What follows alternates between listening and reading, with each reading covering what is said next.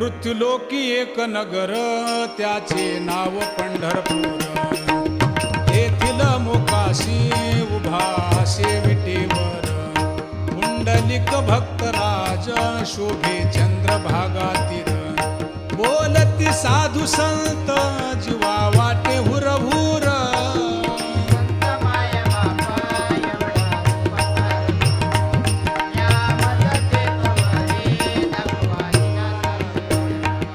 मज नाही हात पाय डोळा पडली झांपड.